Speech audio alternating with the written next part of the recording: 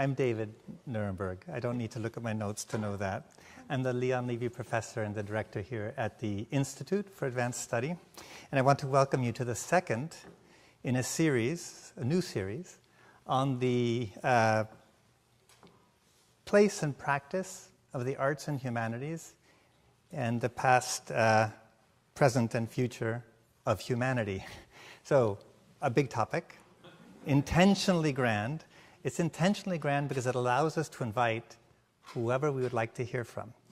And many of you were here for our first speaker, our first conversation, Joyce DiDonato, the mezzo-soprano.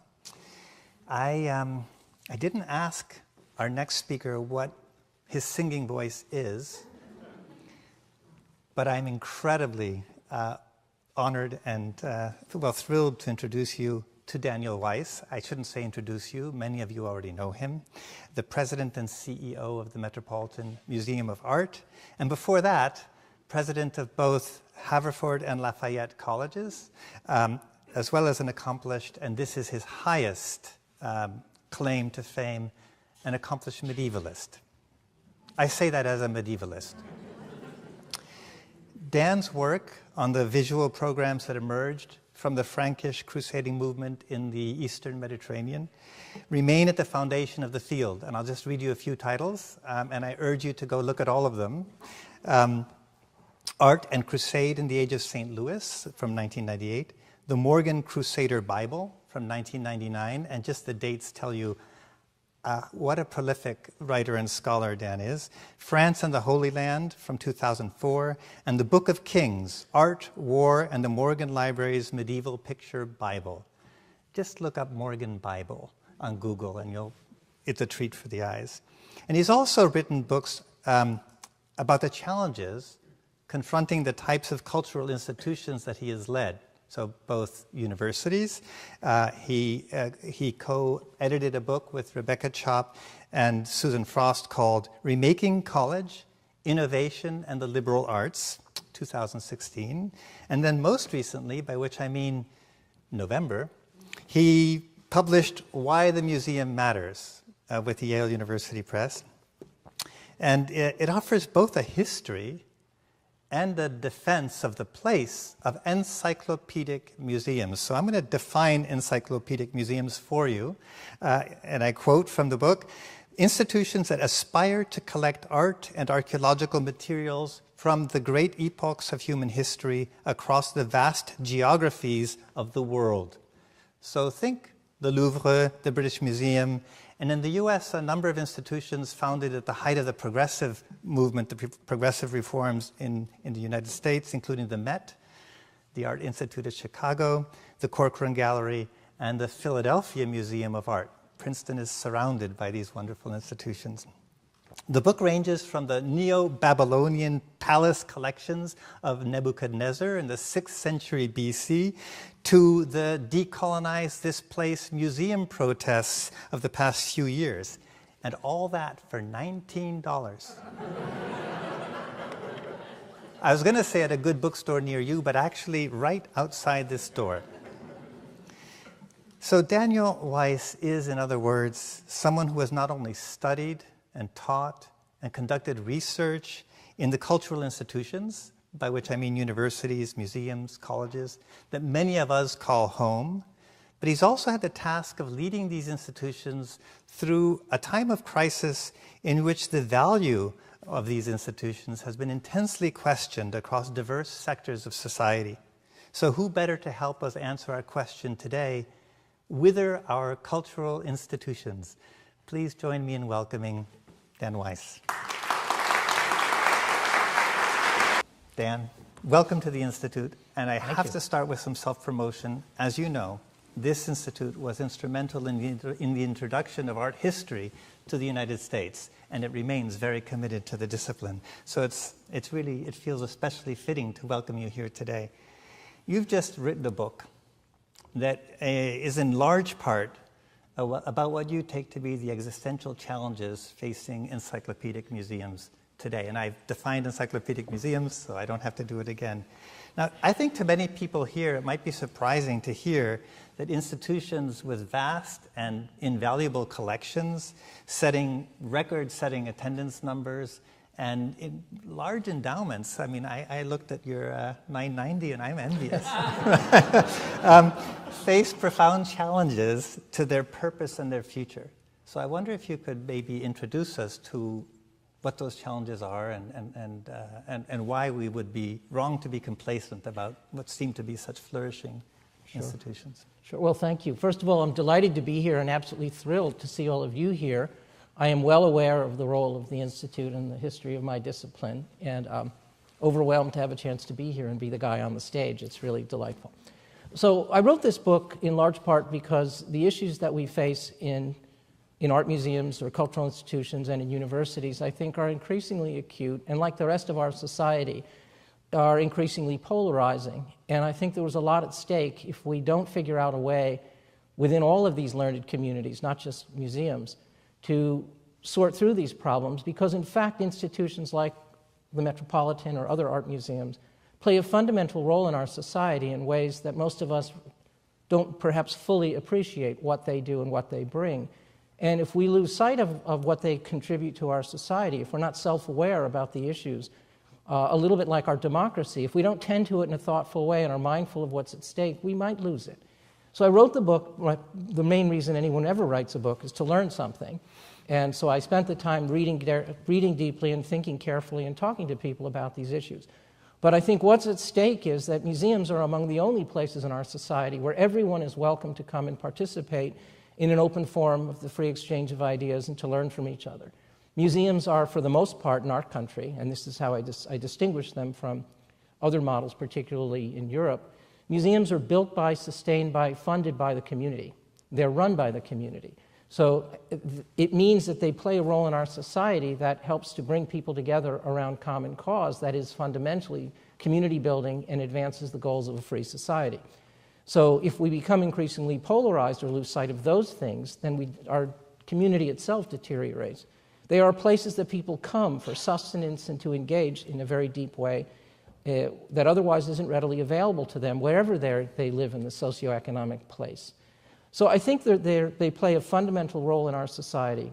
And I didn't seek in my little book that touches on everything from Nebuchadnezzar to the art that was produced in the last few years to answer those questions as much as to pose them and try to frame them for discussion, because we need to sort them out together. So you said museums are funded and maintained and by all of us, by everybody. And I was preparing for this. I learned a lot. And I've been following the Decolonize This Place movement, and I read Laura Rajkovic's book, Culture Strike, Art and Museums in the Age of Protest, which I know you know very well. And of course, she writes this in a different essay called, I think, Museums Were Never Neutral or something like this. She writes, among the thorniest aspects of this undoing is how the undoing that needs to be done, according to her, is how culture is funded, in part because the power relationships embedded in museums, especially in the US, mirror the yawning gap in wealth and privilege between an increasingly exclusive minority and the vast majority of society. So that's a very different vision than the one you just articulated about museums being a place for everyone. How would you respond to that to the question? Claim? Yeah. Well, let's start with the obvious observation that one way or the other, it has to be paid for. Somebody has to pay for these institutions. In the alternative, they are to be run by or funded by the government, there are certain advantages to having an institution like that. That model works rather well in various ways. In Europe, the British Museum is funded primarily by the government, and it's free, and it has all kinds of advantages. But there are also significant disadvantages, and I would argue that the vitality of our educational institutions in this country and our cultural institutions is in large part based on the ways in which they're funded. That most museums, and the Metropolitan is one of them, were funded by a wide range of sources. We have a very substantial endowment, it is true. Collectively, that provides about half of our operating expenses. The rest of our money comes from fundraising activities on a year-to-year basis, our restaurants, our retail, and admissions fees, and collectively all of that. And the fashion gala? And the fashion gala, yes. It's true. It is probably the most I significant. never get a ticket. I don't know why. I never thought you'd want to go. I'll make a note. But collectively, all of those different sorts of funding give the institution a certain resilience and flexibility in how we think about who owns us, how we generate programming, how accountable we are to whoever those stakeholders are. And we can weather various vicissitudes in the economy because we have different sources of income. If in the alternative, as Reichowitz argues, I guess she's arguing that they should be funded by the government or some central entity, I can assure you that any institution that is primarily owned by one entity, whether it's a single donor or the government, thinks about their programming in a very different way than we do. I've been at the Met for 8 years, and I haven't once been part of a conversation ever where we're worried about what the mayor thinks of what we're going to do. We just don't worry about that. The city government gives us about 8.5% of our funding, so it's not trivial. But they don't think, and we don't anticipate, that they have any say in any of that. But by contrast, the National Gallery, which is a wonderful institution, about 68% of their funding, something like that, comes from the government. They do have to worry what the Senate Appropriations Committee is going to think of what they do. It just has an effect. So I think Reichovic's book is an interesting take, and it's a useful contribution to the discussion. But the activist point of view around transformation of institutions also has to be practical about where does that lead us? What is the answer? If this is the problem, what's an alternative? And I actually think one of the great strengths of our system, of many of these institutions, is actually the diversity of the funding. It also finally, you thought you were asking a short question. I didn't know. There's no short question. It also requires us to be accountable. We have all of these funding sources that I've described watch us, and they want to know what we're doing, and they may or may not come, and they may or may not contribute. And it makes us sharper and more focused because we're accountable to various audiences. And I think that's also important. Maybe I could just take that as a pivot point to universities, because I think what you're describing, the role of philanthropy in private education in the United States, you also have museum goers who now, in a controversial but I think now widely seen as a very effective decision, the Met charges admission to non-New York City people, so you generate revenues from ticket buyers. Universities also have a diverse, there's philanthropy, there's tuition, there's grant dollars, and I wonder how you see that, the landscape of funding of universities. Do you see it as healthy in the same way? I mean, there's a lot of concern, of course, about how philanthropy might affect research. Faculty think about it all the time, how government funding affects research. How do you think about that? Yeah, well, I think universities present a slightly different problem that is a little bit closer to the existential issue we talked about before than museums do. And that is that the cost of higher education, based on the model that was built in this country, is extraordinarily expensive and often inefficient. As all of you know better than most, investing in research, for example, is very expensive, and it's not always immediately efficient. That's not how it works. But investing in research, as research universities do, is a major cost. And almost everything that universities do, almost everything, will inevitably increase at rates in excess of the cost of living. It's just the way it works based on the mission that they have. And so already right there's an existential problem of aligning revenues to costs. If you want to invest in excellence, you have to pay professional staff, faculty, and others at rates that's commensurate with what the marketplace requires, and that somehow has something to do with the larger economy, that people who make decisions in the long term to be faculty members are thinking about being physicians or lawyers. So there's this whole complicated economic argument around compensation that has to live in the larger world. And if we think about all of those components of cost, it's actually, the issue is called cost disease, which was first developed by William Bowen of Princeton University and William Baumol. And they made the argument around symphonies, that was their first argument, that you can't actually get more cost effective by cutting your symphony down to fewer cellos or make me play faster as a way of saving money. There are certain kinds of enterprises that don't lend themselves to the benefits of a scale economy. And the private sector works in a very different model. So if we have to live in the larger economy, but produce an inefficient product, which education is fundamentally, it creates a disconnect between revenues and costs. Places like Princeton University can work around that because they have endowments that are massive, And there are, I don't know, 10 institutions in this country, universities, 15, that live outside of that economy by virtue of the size and scale of their endowments. And the other 3,000 institutions don't. And so we can all reflect on when we were younger, and when I went to college, I could make enough money doing summer jobs to pay a good part of my tuition. Nowadays, that is not remotely possible. So then the question that universities face that is different from, say, museums, from a funding point of view, is how do you sustain excellence and competitiveness in a market where the cost of education is increasingly out of reach? And again, Princeton's not a great example because they can provide financial aid in progressive ways that obviates the problem. But that isn't true at most places. I worry about that. I worried more about it when I led one. But as I say, museums have a slightly different variation on that problem. It brings us back to the fundamental question of the value proposition in our society. And ultimately, universities need to do a better job than they're doing, making the case of why investing in education is the most important thing one can do to sustain a democracy and fuel an economy. And if they don't do that better, then we run the risk of being more marginal than we are now. I would say that actually we're not doing a great job on what you call the value proposition. At the Institute, we're allergic to any use of the word value, but value proposition of education, I think we're doing an even worse job in terms of the value proposition of research. I don't think our society knows how to value the research that's going on in universities, and that's actually a really significant crisis. But I don't know if you have ways to help us think about how they might. Well, I think you raise a really important issue. It's one of the reasons why I'm so particularly thrilled to be here, because this is one of the great bastions of excellence around that value in our society. The Institute, that's all it is.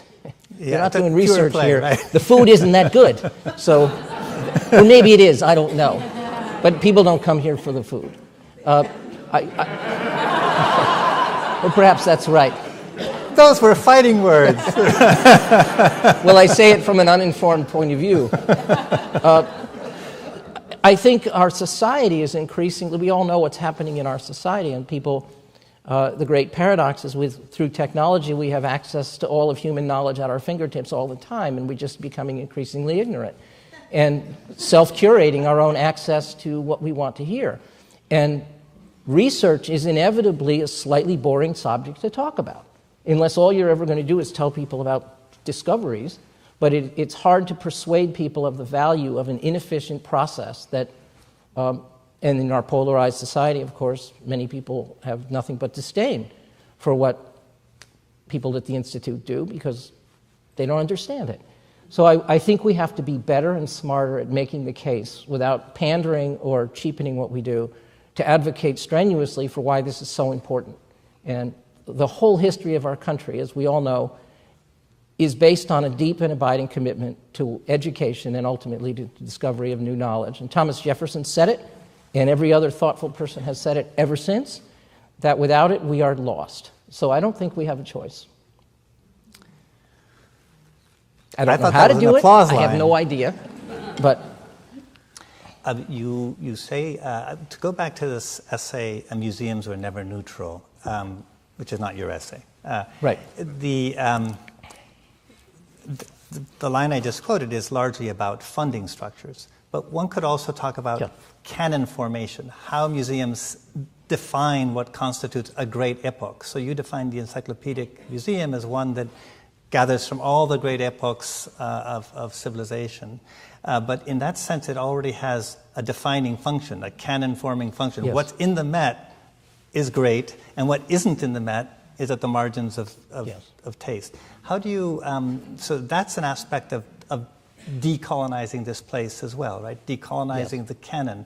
How does the Met think about that? Well, I think there's two parts to your question. The first is, I think Reichowitz is exactly right when she argues that museums are never neutral. No one's neutral. Whatever decisions we make are decisions that are based on some set of values and priorities that we're instrumentalizing, and that's not neutral. On the other hand, I think the issue around what activists believe has to do with how we so one argument is museums, the more conservative point of view is we should leave things the way we are. We don't want to get mixed up into this debate around what being activists and transforming the institution. And the argument that I think one needs to make there is that that museums represent something in society that is of enduring importance. And an activist point of view holds the argument that museums should be activated around a social or political agenda. And if the museum is held in trust to the whole community, and it is what is understood to be a perpetual institution, meaning that our job is to preserve these objects in theory till the end of time and to make them available to the public from one generation to the next, a little bit like how a university runs, the idea that it doesn't operate on a quarterly profitability statement, but rather this notion, then the idea, the activist argument has to be seen as problematic, because we are trustees of this collection and these values and this institution in perpetuity, and we are in service to the entire community. So the activist point of view often is arguing that this constituency wants to prevail in a certain kind of discussion. And I don't discount fully what they say. I think it's very important to have a pluralistic kind of discussion, to have lots of ideas that bring to bear, but we are held in trust to the entire community, and therefore I think we need a different approach to change and progress than what she would argue, which is to dismantle the institution in significant ways. And I think that undermines its core value and service to society. So I think that's an important question that we don't agree on, she and I, but I'm not as far in the extreme as maybe she might think I am. We have to listen, we have to learn, we have to change incrementally, as we have. There's no question. Museums are changing more now than they have in generations. But dismantling the whole apparatus is not a good idea. So when I think of the Met, one of the things that comes to my mind is Smaug the Magnificent, the dragon of The Hobbit, because you have such treasures. You have treasures that fill the spaces underneath the Met that not even Bilbo Baggins gets to see, right?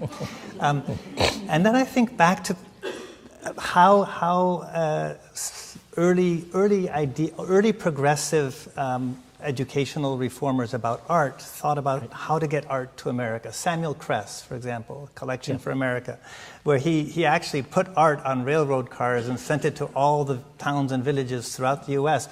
And oddly enough, what ended up happening over time is a lot of that ended up at the National Gallery, or it ended up in other regional museums like the Houston Museum of Fine Arts, etc. Can you imagine ways of helping the Met's treasures reach a further audience? Of course, I don't mean so much digitally, because that has also revolutionized how we encounter art, but the presence of the object. Is this something that you think about?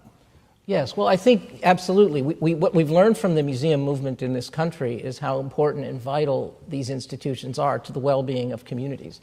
And I don't know, prior to COVID, there were something like 35 or 40,000 museums in the United States for a good reason. They meet the needs of communities in the ways we described, I talked about a little earlier.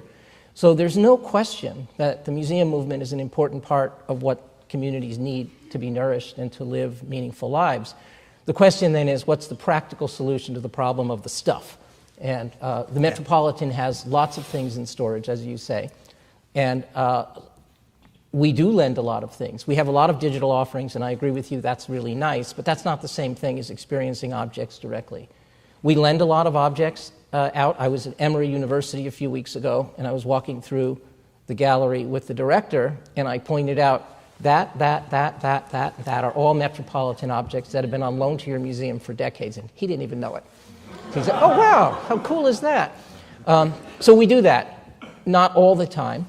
But the goal is not to have lots of things in storage that are not in service to people. Alice Walton has developed an idea called Art Bridges. I don't know if any of you have heard of what she's doing, but Alice Walton is a great evangelist for creating accessible art in museums around the country.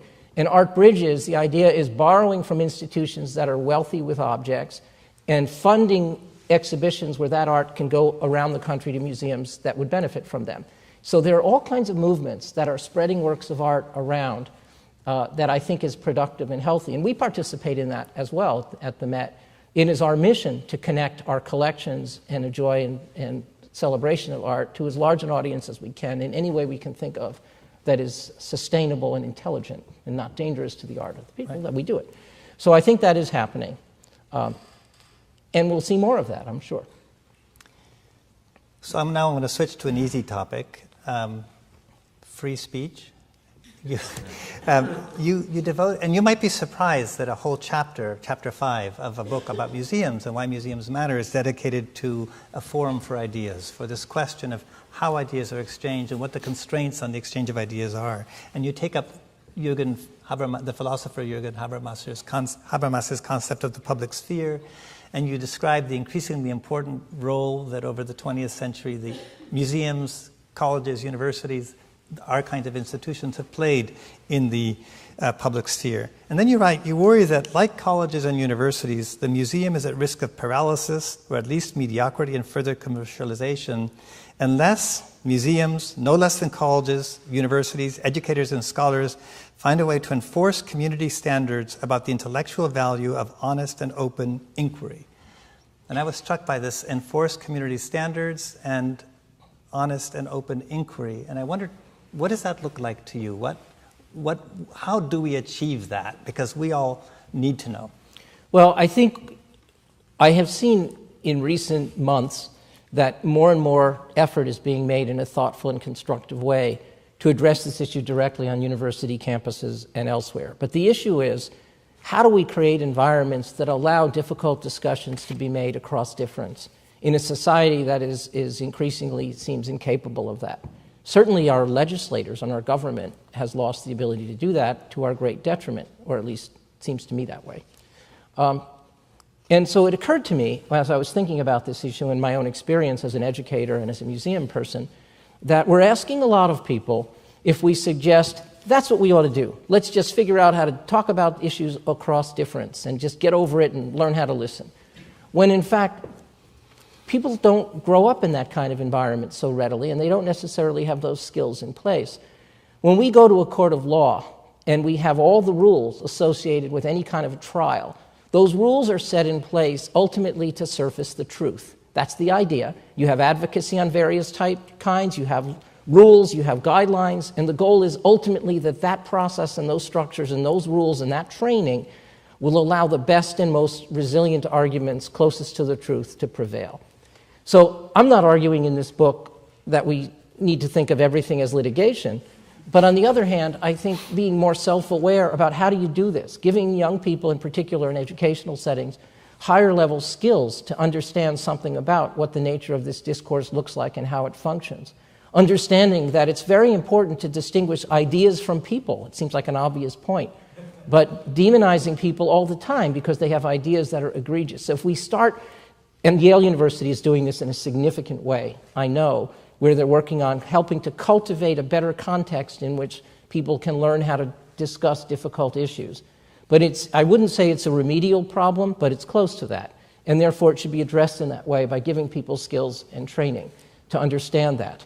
When you're debating an issue and people, and I talk about this in the book, talk about how they feel about it and how much it upsets them, evidence-driven inquiry is killed. You cannot have an argument on the basis of surfacing truth when one person is resorting to how they feel about it, because how they feel is completely legitimate, 100%. But you can't get any closer to the truth by yielding to how people feel. It has to be about the ways in which, talk about scientific inquiry, and I use that as an example in the book, very difficult conversations across different points of view to try to fight and find the ways that make the most sense. So we need to develop a higher level of self-awareness around what it means to ask people to engage in discussing issues across difference. Within a museum setting, we don't have students and we don't control our audiences, and that's not our goal, but I think we can model that practice in various ways. We shouldn't shy away from exhibitions or programs that are controversial, although I'm also not an advocate for doing things to poke people in the eye, just to get attention and create controversy. There's enough out there on its own. And we should do programs that are honest and based on significant research and serious inquiry, and then model how to do that kind of work across difference. But finally, it seems to me self-evident that learning always happens at the edges of our ignorance, that at the nexus of what we don't know. And if we can't figure out how to wander into that territory, we're not going to learn as much. So I think there's a fundamental issue here that Museums face as much as universities do. I just happen to work for a museum. If I worked for a university, I would have made the chapter about universities. But it's the same issue. It felt like it was about universities, right? Well, yeah. So what you're saying in part is that different kinds of spaces have different goals, and different rules of engagement of speech are appropriate to those different spaces. So evidence-based inquiry versus law court versus a lab versus a museum. A certain amount of self-awareness about what you're getting into ahead of time, before the issue is live. And if people can be a little bit more prepared for that, then they might know how to deal with it better when they find themselves up against opposing points of view.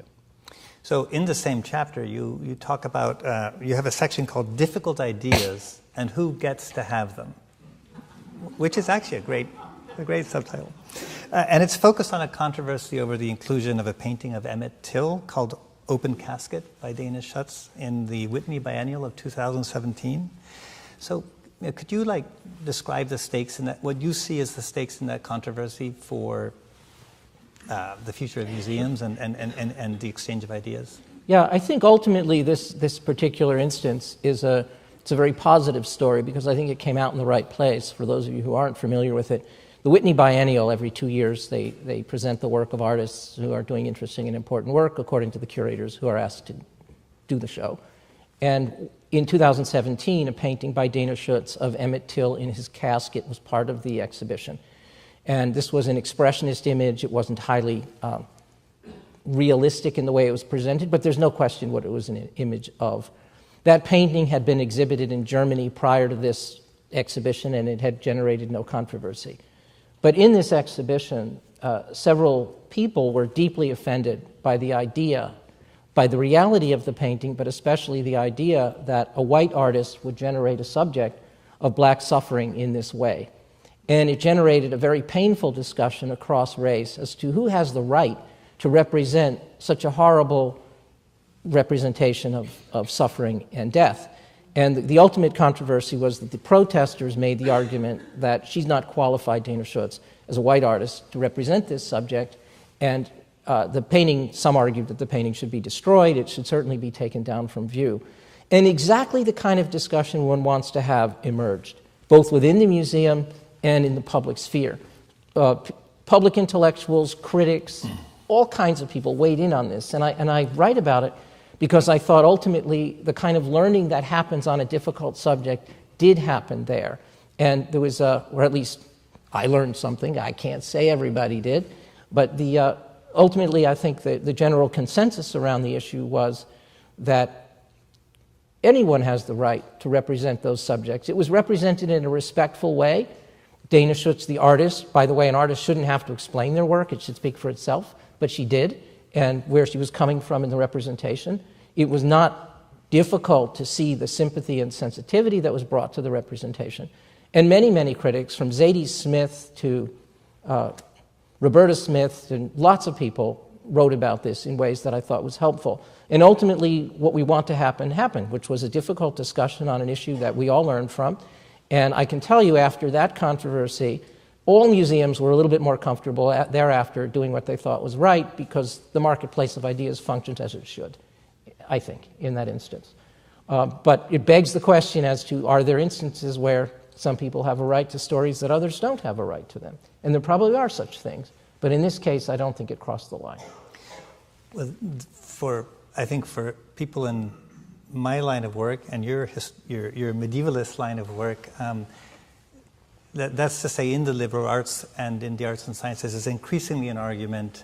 I might call it decolonize the curriculum. So there's very much a movement in universities today to decolonize the curriculum, at least in some parts of universities. And what that often means is bringing in voices that have that are felt to have a more authentic link to the subject matter, people from the culture being studied. And it can go to the point of arguing that people not from the culture being studied shouldn't research those cultures or shouldn't be the authorities on such cultures. I see an echo or a resonance with you said there may be spaces where this set of concerns is appropriate. How would you think about that, the decolonize the curriculum aspect? Not to put you on the hot spot. No, it is an issue we're all dealing with at some level. I think the great advantage of the moment we're living in is that we are more alert to these concerns and more sensitive to these issues than we have been ever before. And it has generated productive and meaningful change to expand the diversity of the dialogue and the discussion. And there's no question that there is value. We live in a society that is especially focused on identity in ways that maybe wasn't 100 years ago. I know when the Metropolitan was founded, they weren't thinking about that. But we are thinking about that now because our society and our world thinks about that. And as a result, there are people who bring perspectives that complement the work or enrich it in various ways that should be heard from. I think that's really important to do. We do it in lots of our work at the Met, for example. But I also think there's a place for expertise. And it's really important that we also acknowledge that in the humanities, as much as in any other discipline, we need to hear voices of people who have expertise, experience, training. Nobody picks a cardiologist on the basis of their opinions. They pick somebody who has a track record of success and depth and knowledge and experience. And in most disciplines, that's an important consideration as well.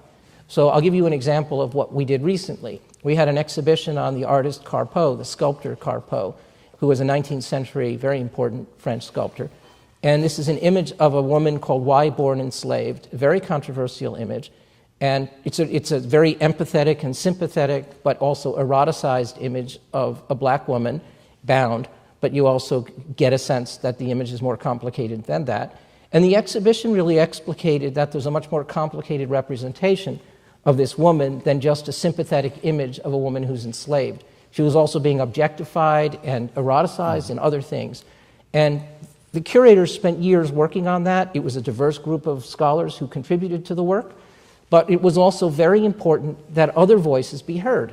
So the volume, the catalog has essays from various people who have expertise, and then there was a room with a wall for people to post whatever they thought about this that was then curated by a fellow that we had brought in to make sense of all of these other points of view, to organize them in ways that allowed us all to learn from them. But they were not curating the show. They were not making judgments based on no historical knowledge. So I think there are all kinds of creative ways to generate a more expansive community of engaged people and voices. But I think expertise should not be crowded out in these discussions because that matters too. So there's the topic of provenance. And I don't assume that everyone knows what provenance is. So could you tell us why provenance has become such a hot word? Sure. So provenance is really the historical record of where something came from and who owned it. And it matters because society's values and laws have changed over the years, and there are issues about rightful ownership. The Metropolitan has had lots of attention in the last few days, major articles about issues that we're facing in our museum about this issue. And I am at the moment, when I'm not here with you, spending a lot of time on this question for good reason. So the issue is institutions that are built to last, that live across generations, like the Metropolitan or the Louvre, have objects in them that have stories that are related to the laws at the time. Now, I'll give an extreme example, which also happens to be true. The Louvre is the great museum it is, primarily because of Napoleon. And Napoleon was, in the world today, a criminal. He traveled around with his art experts, and he developed coercive treaties in nations and city-states that he conquered that required them to give him art, and they took what they wanted and brought it back. And when Napoleon was ultimately defeated, they didn't have the foresight to negotiate as part of the surrender the restitution of art. So there had to be, after the fact, all kinds of negotiations. And the first director, Denon, of the Louvre, was a very thoughtful and successful advocate for keeping everything in Paris at the Louvre.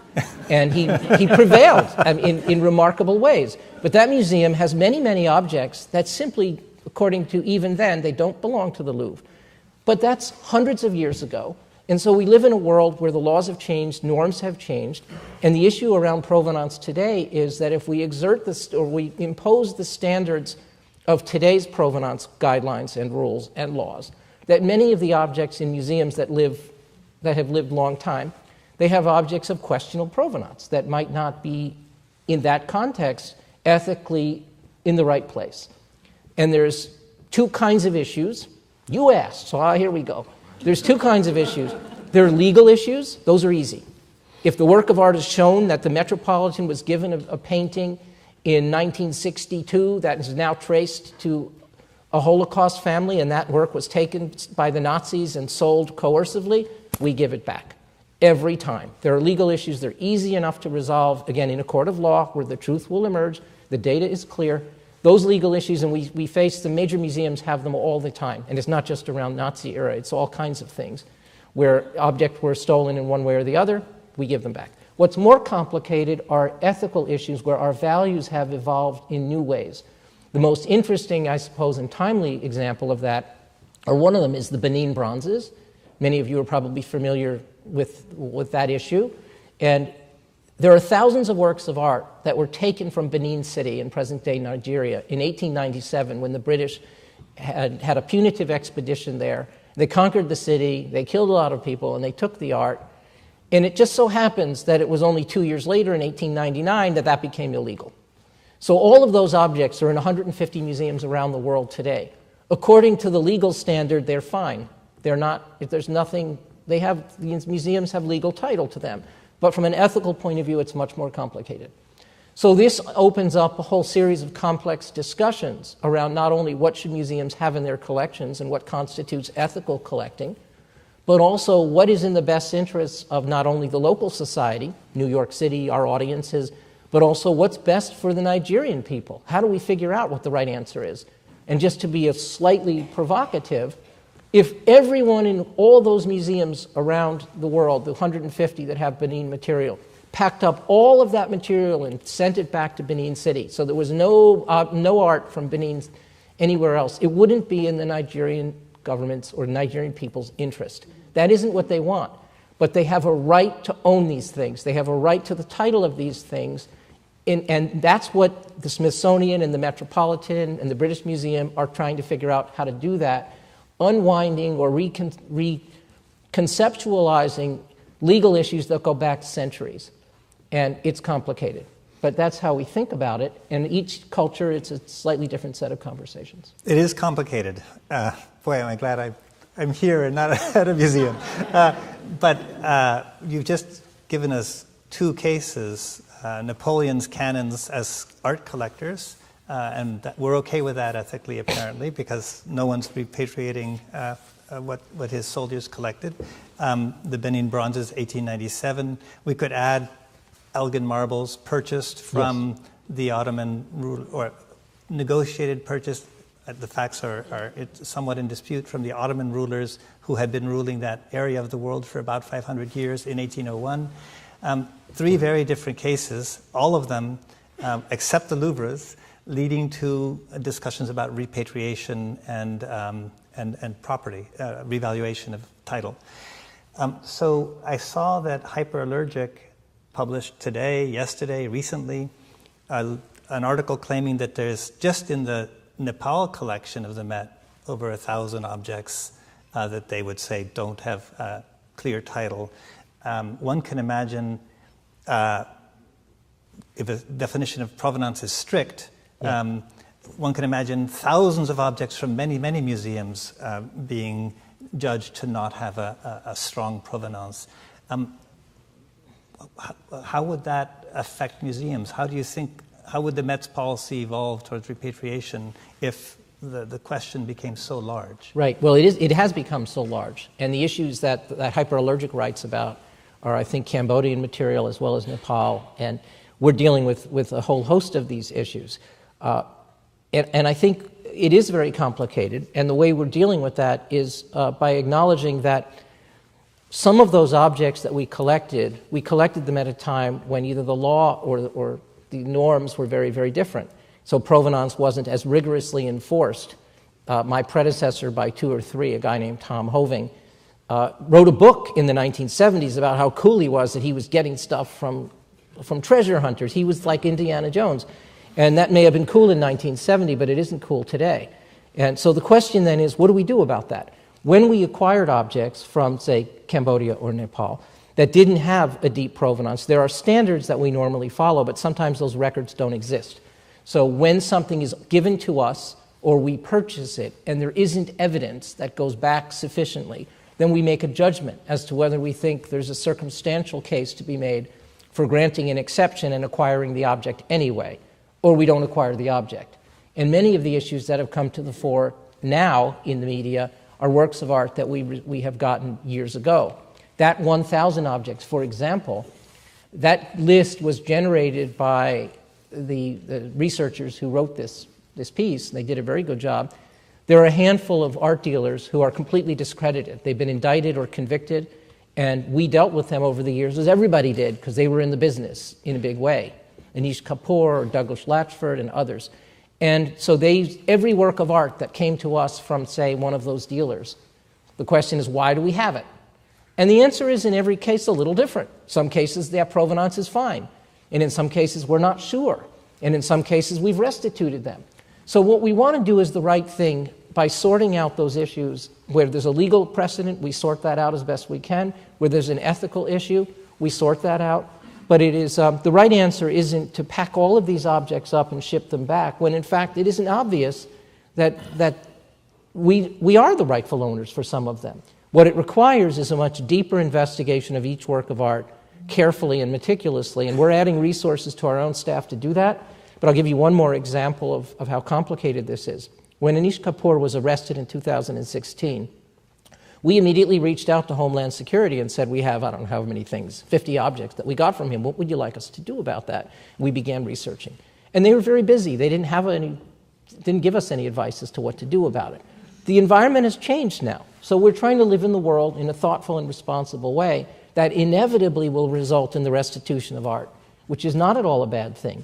But I think, like lots of problems, it's more complicated than the media sometimes presents. And ultimately, we want to be fair to all parties. And in every case, we are working with the governments of those countries, for the most part, very constructively. That doesn't always come up in the media either. Yeah. For example, we have a partnership with the Nigerian government. We're working very productively with them on the Benin material. I guess if I were to push the question, I mean, you've written that the preservation of cultural materials is the most important role museums play now and always. And you've presented that as a form of intergenerational justice. And I certainly resonate with, and I think we all, that's an understanding of the museum we all have. But critics today are asking the question of whose culture, whose materials.